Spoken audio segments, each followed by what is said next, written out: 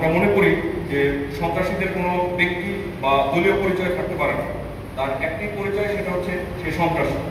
সেই সুনির্দিষ্ট তথ্যের ভিত্তিতে আমরা তাকে গ্রেফতার করেছি।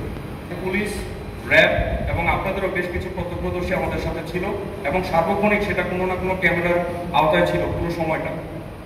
তো এরকম কোনো ঘটনা ঘটেছে বলে আমরা মনে করি না, এবং এটা অবশ্যই উদ্দেশ্যপ্রণোদিতভাবে এবং বানোয়াটভাবে ছড়ানো হচ্ছে সামাজিক যোগাযোগ মাধ্যমে। আমি আমার বক্তব্যেও বলেছি যে তাদেরকেও আমরা চিহ্নিত করে অতি দ্রুত আইনের আওতায় নিয়ে আসবো ইনশাআল্লাহ। যদি খতিয়ে দেখেন তাহলে আপনারা নিজেরাই এই প্রশ্নের উত্তর নিজেরাই খুঁজে বের করতে পারবেন।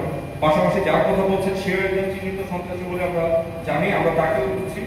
আমরা এই প্রেস ব্রিফিং এর মাধ্যমে আপনাদেরকে অনুরোধ করবো যে তার ব্যাপারে তথ্য দিলে আমাদেরকে তাকে ঘুরিয়ে দেওয়ার ব্যাপারে সহায়তা করার জন্য।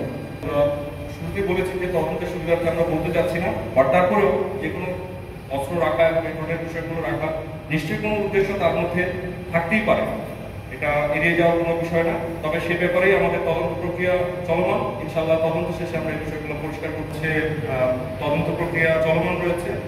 তদন্তের সুবিধার্থে আমরা অনেক কিছুই আপনাদের সাথে শেয়ার করছি না। অবশ্যই তদন্ত প্রক্রিয়া শেষে আপনারা বাকি বিষয়গুলো জানতে পারবেন।